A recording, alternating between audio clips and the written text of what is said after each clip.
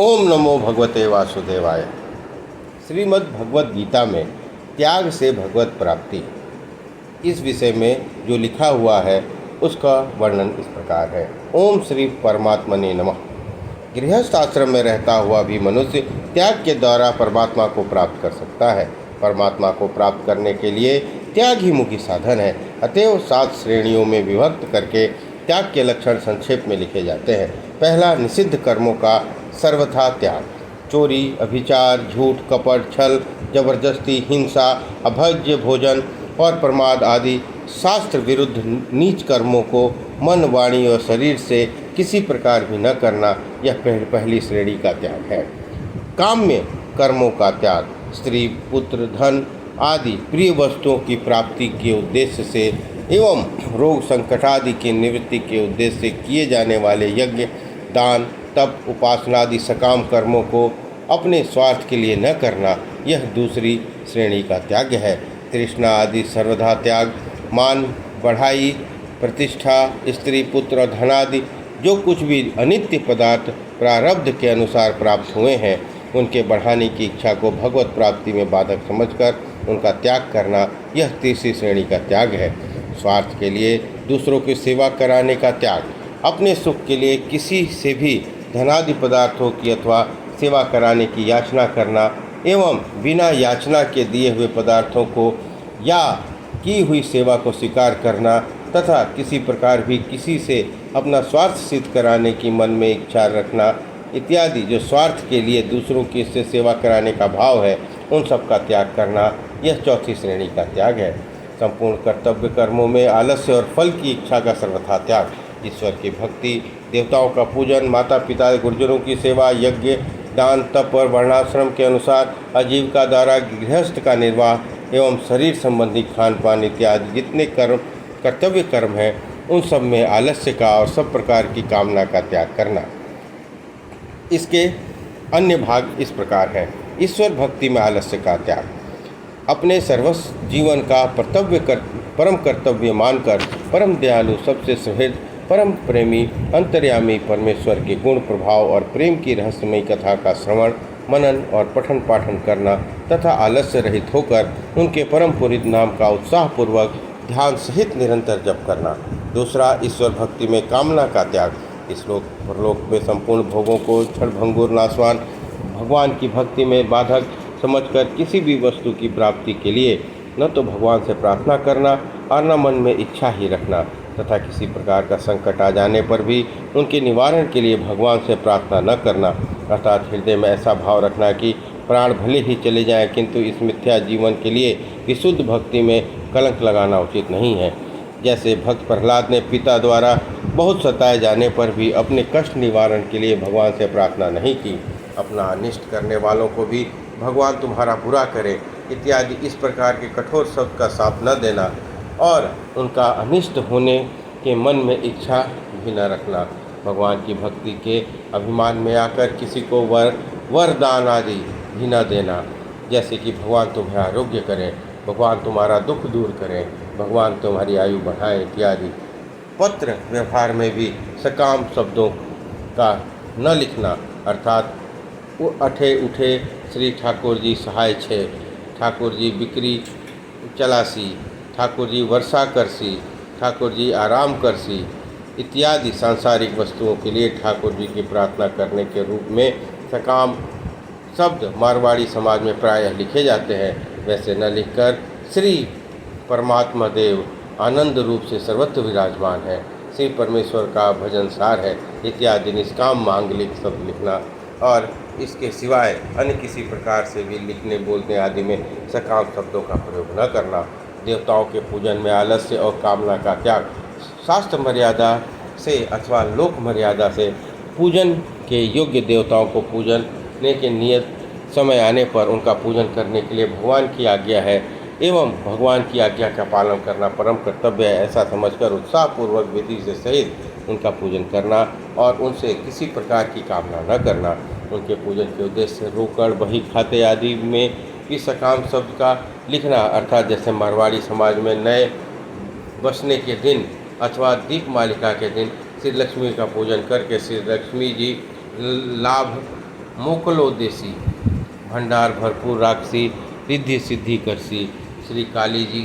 के आश्रय, श्री गंगा जी के आश्रय इत्यादि बहुत से सकाम सब लिखे जाते हैं। वैसे न लिखकर श्री लक्ष्मी नारायण जी सब जगह आनंद पूर्वक से विराजमान रहें और सब बहुत आनंद और उत्साह से सहित श्री लक्ष्मी जी का पूजन किया इत्यादि निष्काम मांगलिक सब लिखना और नित्य रोकड़ नकल आदि के आरंभ करने से उपयुक्त रीति से लिखना,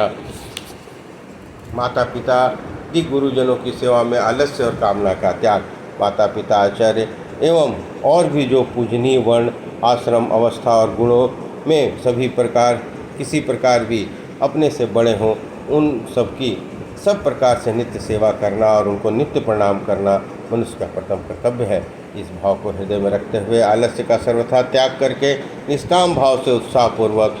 भगवादि आज्ञा अनुसार उनकी सेवा करने में तत्पर रहना।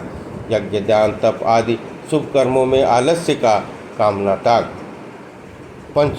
महायज्ञ आदि नित्य कर्म अन्य नैमितिक कर्म रूप यज्ञादि का करना और अन्न वस्त्र विद्या औषध धनादि पदार्थों के दान द्वारा संपूर्ण जीवों को यथायोग्य सुख पहुँचाने के लिए मन वाणी शरीर से अपनी शक्ति के अनुसार चेष्टा रखना तथा अपने धर्म का पालन करने के लिए हर प्रकार के कष्ट सहन करना इत्यादि शास्त्रविहित कर्मों में इस लोक और परलोक के संपूर्ण भोगों की कामना का सर्वथा त्याग करके एवं अपना परम कर्तव्य मानकर श्रद्धा सहित उत्साहपूर्वक भगवत आज्ञा अनुसार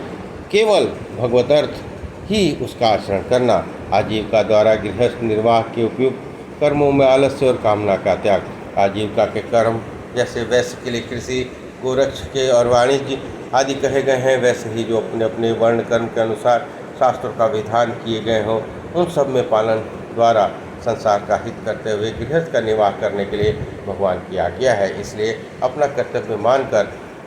लाभ हानि को समान समझते हुए सब प्रकार की कामनाओं का त्याग करके उत्साहपूर्वक उपयुक्त काम को करना। शरीर संबंधी कर्मों में आलस्य और कामना का त्याग, शरीर निर्वाह के लिए शास्त्रोक्त रीति से भोजन वस्त्र और औषधि आदि के सेवन रूप जो शरीर संबंधी कर्म है उनमें सब प्रकार के भोग विलासों की कामना का त्याग करके एवं सुख दुख लाभ हानि और जीवन वर्ण आदि को समान समझकर केवल भगवत प्राप्ति की योग्यता के लिए अनुसार ही उसका आचरण करना। पूर्वोक्त 4 श्रेणियों के त्याग सहित इस 5वीं श्रेणी के त्यागानुसार संपूर्ण दोषों का और सब प्रकार की कामनाओं का नाश होकर केवल एक भगवत प्राप्ति ही तृप्त इच्छा का होना ज्ञान की पहली भूमिका में परिपक्व अवस्था को प्राप्त किए हुए पुरुषों का लक्षण समझना चाहिए। संसार के संपूर्ण पदार्थों में और कर्मों में ममता और आसक्ति का सर्वथा त्याग, धन भवन वस्त्र आदि संपूर्ण वस्तुएं तथा स्त्री पुत्र और मित्रादि संपूर्ण बांधव वजन एवं मान बढ़ाई प्रतिष्ठा इत्यादि इस लोक के और परलोक के जितने विषय भोग रूप पदार्थ हैं उन सबको क्षण भंगुर और नाशवान होने के कारण अनित्य समझकर उसमें ममता और आसक्ति न रहना तथा केवल एक सच्चिदानंद घन परमात्मा में ही अनन्य भाव से विशुद्ध प्रेम होने के कारण मन वाणी शरीर द्वारा होने वाली संपूर्ण क्रियाओं में और शरीर में भी ममता आसक्ति का सर्वथा अभाव हो जाना यह 6ठी श्रेणी का त्याग है। उक्त 6ठी श्रेणी के त्याग को प्राप्त कर पुरुषों का संसार के संपूर्ण पदार्थों में वैराग्य होकर केवल एक परम प्रेममय भगवान में ही अनन्य प्रेम हो जाता है। इसलिए उनको भगवान के गुण प्रभाव रहस्य से भरी हुई विशुद्ध प्रेम के विषय की कथाओं को सुनना सुनाना और मनन करना तथा एकांत देश में रहकर निरंतर भगवान का पूजन ध्यान और शास्त्रों के मर्म का विचार करना ही प्रिय लगता है। इस त्याग मनुष्यों के में रहकर हास्य विलास प्रमाद निंदा विषय भोग व्यर्थ वार्ता आदि में अपने अमूल्य समय का एक क्षण भी बिताना अच्छा नहीं लगता एवं उनके द्वारा संपूर्ण कर्तव्य कर्म भगवान के स्वरूप और नाम का मनन करते हुए भी बिना आसक्ति के केवल भगवतर्थ होते हैं। इस प्रकार संपूर्ण पदार्थों में और कर्मों में ममता और आसक्ति का त्याग होकर केवल एक सच्चिदानंद घन परमात्मा में ही विशुद्ध प्रेम का होना ज्ञान की दूसरी भूमिका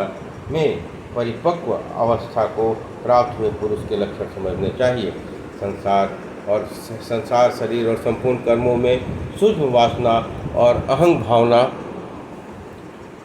भाव का सर्वथा त्याग, संसार के संपूर्ण पदार्थों माया के कार्य होने से सर्वदा अनित्य हैं और एक सच्चिदानंद घन परमात्मा ही सर्वत्र समभाव से परिपूर्ण है। ऐसा दृढ़ निश्चय होकर शरीर सहित संसार के संपूर्ण पदार्थों में और संपूर्ण कर्मों में सूक्ष्म वासना का सर्वथा अभाव हो जाना अर्थात अंतःकरण में उनके